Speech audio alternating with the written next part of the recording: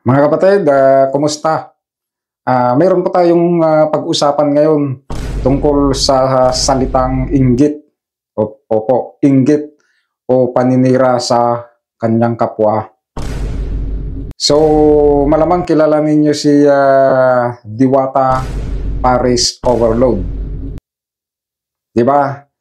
Alam po ng bawat isa sa atin yung tungkol yung buhay, yung naging buhay ni Diwata Paris Overload. Siya po ay nakatira dati sa ilalim ng tulay.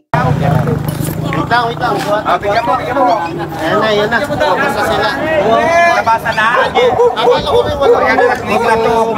Guys, alam ni Diwata. May tao dyan. Binigyan niya na. Oh, let's go. Dito sa Diwata dati nakatira guys. Here's my my condo before, Alex. Pagkain, ayaw nyo? Pagkain! Alex is sleeping there. Here's my condo, Alex, before we have more renters. This was your condo. Yeah, this is my condo before. Kain nga!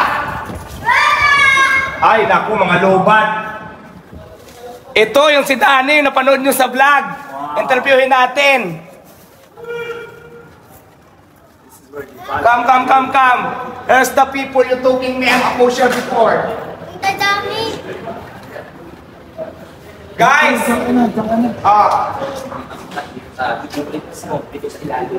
Remember this guy? He is the viral video before. She's talking to... Dito sa Diwata dati nakatira. Oh, dali na, maraming pagkain. Diyan ka na lang, ang hirap na ako. Dito nakatira sa Asan yung Asan yung mga food pa? Hey, alam ko sila.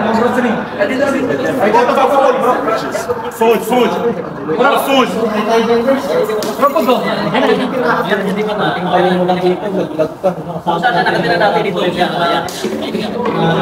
At pinasok niya po lahat ng mga klase ng trabaho, construction worker, pagtitinda ng mga sigarilyo, candy, etc.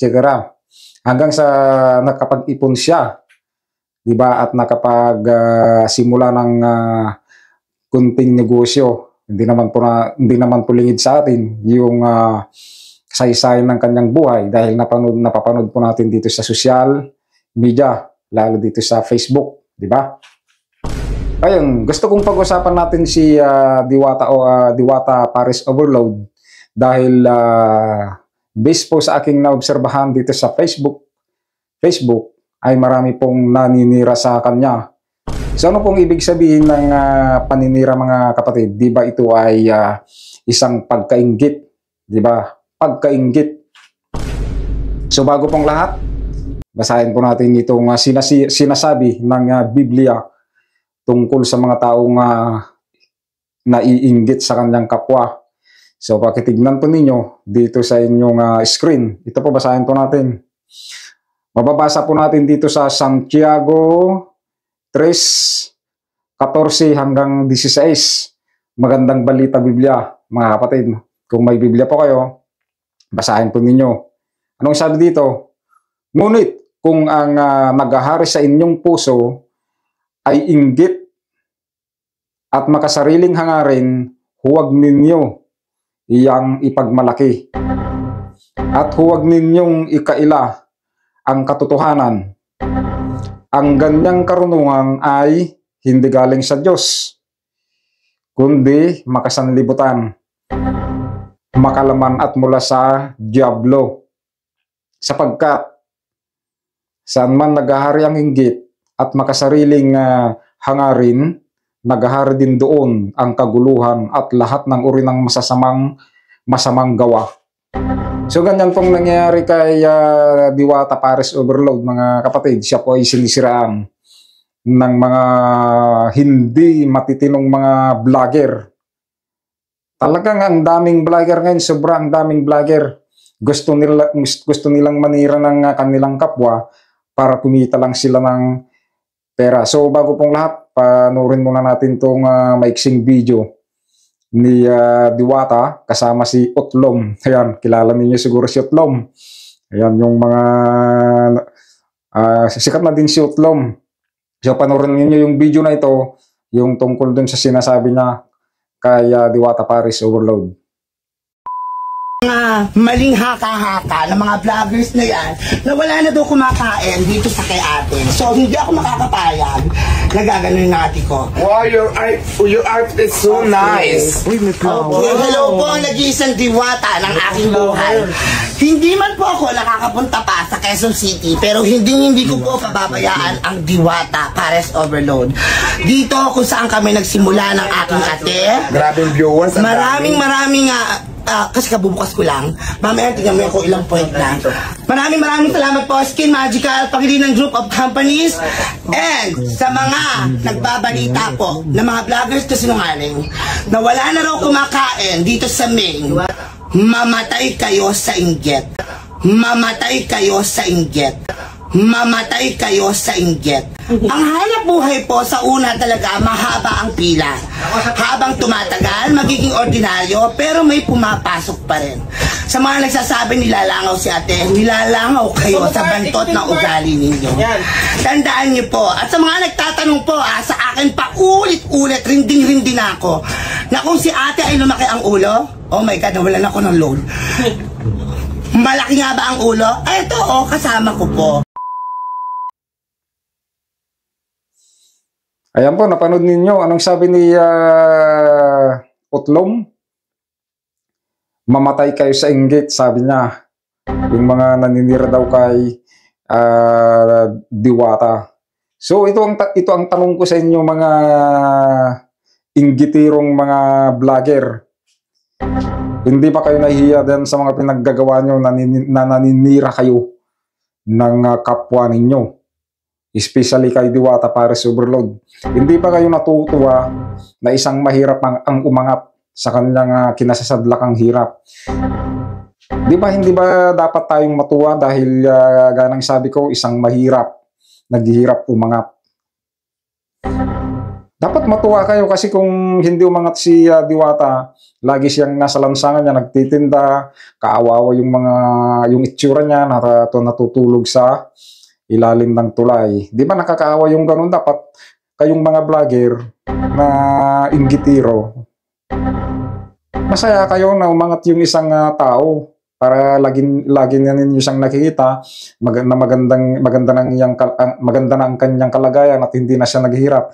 Hindi, ang ginagawa ninyo ay pilit ninyong hinihila pababa. Kaya hindi po umaangat yung bansang Pilipinas dahil ang nangyayari sa mga Pilipino kasi, hindi ko nila lahat. Pag nakita nilang umangat yung kanilang kapwa, hinihila nila pababa, sinisiraan. O, di ba? Tapos sinasabi pa nila na si Diwata ay kada picture daw ay 1,500 ang dapat ibayad kay Diwata kada picture. 1,500 daw ang ibabayad kay Diwata sa bawat pagpapapicture sa kanya. Yun daw yung sabi niya Diwata sa kanyang vlog, ay yung sa kanyang live. So nandito yung picture.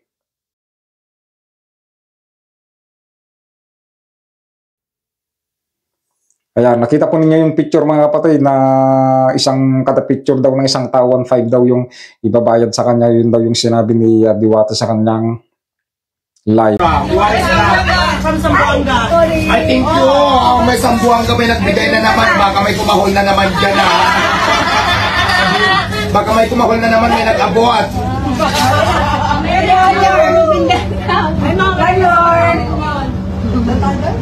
Marami kasing nakahol. Ay, ano? Diba? Marami kumahol. Sila kumakahol. Go.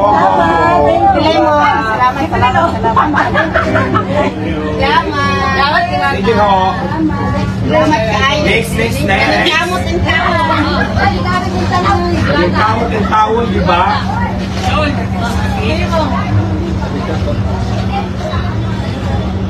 Okay, si Mother. Asan ang camera ni Mother? Nawawala. Sige, go, Ra. Sige po, Gora Bells. Sa birthday ko, Bibo punta. Okay, sige, go. Bye, ingat! Magkikita tinitignan sa Facebook. Correct. Ang daming aso, ano? Ang daming nakahol. Kaya mo yung call na yun.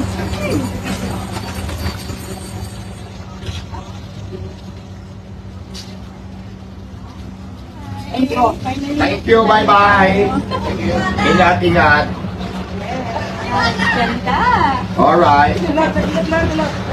Hello, Philippines. Alison, hello, shout out. Happy birthday sa iyo, mabuhay ka. 500 years. Thank you.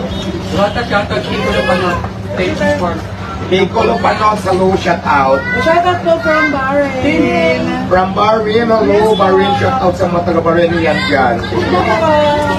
Bye. Ingat. Shout out from Napotas. From Naputa City, shout out. Shout out Piccolo Panot. Piccolo Panos, shout out. 50 Force. 50 po, hello. Sige po. Salamat po. Sige, salamat. Shoutout to Glenn Vargas, California. So tingnan niyo yung mga tao, ginagawan nila ng kwento si Diwata. Ngayon mga kapatid, kung masama si Diwata, sana hindi gumanda yung buhay niya. Di ba ganyan naman eh, kung mabuti ka, talagang ang Diyos ang gumagawa para gumanda yung buhay ng isang tao. Kung masama ka, hindi ka angat. Kahit anong gawin mo, kung lalo na kung nanluloko sa kapwa mo, kahit iganon mo yung kamay mo sa katatrabaho, hindi giginhawa yung buhay mo. Kung marami kang diluloko, talagang karmang abutin mo. Kaya kayong mga vlogger na naninira kay isa-isang tao, lalo kay Diwata, para lang kumita kayo ng pera at kumita ng pera, at di nyo ba ninyo alam na yung ganyang mga ginagawa ninyo, maraming tao ang nagkakagulo. Diba? Nag-aaway-aaway, pati yung mga fans ng mga pro-Diwata sa anti-Diwata, siyempre mag-aaway-aaway yan. O di, siyempre, gulo na yan. Ngayon mga iniimbintinin yung mga paninira kay Diwata, diba? Kaya kayong mga vlogger, huminto na kayo. Alam niyo kayong mga vlogger na mapanira at inggitiro, mga kasangkapan kayo ng Diablo, tanggapin man ninyo hindi, yung mga puso ninyo marurumi. Ang sariling interest lang yung mga iniisip. Kaya wala kayo. Wag na kayong mag-vlog. Kaya talagang kayong mga vlogger na inggitiro, mapanirang puri, nakakahiya yung mga pinaggagawa nyo. Mga basura kayo sa social media. Grabe kayong kakapal ng mukha nyo. Lahat kayong mga vlogger na mapanira at inggitiro, sana mapanood ninyo. Mga inggitiro kayo. Gumagawa kayo ng masama sa kapwa ninyo. Naninira kayo para lang kumita kayo ng pera. Tandaan nyo, isa kayong kasangkapan ng Diablo. Mga Diablo kayo. Kaya itigil ninyo yan. Gumawa kayo ng mabuti sa inyong kapwa, dahil paulit-ulit kong sinasabi, ang buhay ay isang usok lang. Diba, pag nagluto ka ng kanin, pag binuksan mo yung kaldero, may aso. Yung aso, hindi pala usok, yung aso ang tawag doon. Tapos biglang mawawala. Ganyan kahit siyang buhay ng tao, hindi natin alam. Kahit yumaman pa kayo sa kapapaniran ninyo, ng kapwa ninyo, kahit ginto man ang magiging higaan nyo, hindi ninyo madadala ang yung kayamanan sa hukay. Kaya gumawa kayo ng mabuti sa inyong kapwa.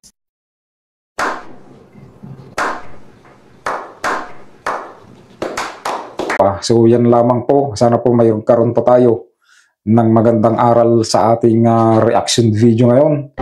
Sana po pag-share po yung ating video at makatulong po tayo sa iba. So maraming salamat po sa inyong pag-suporta mga kapatid. God bless you all po. God bless you all po.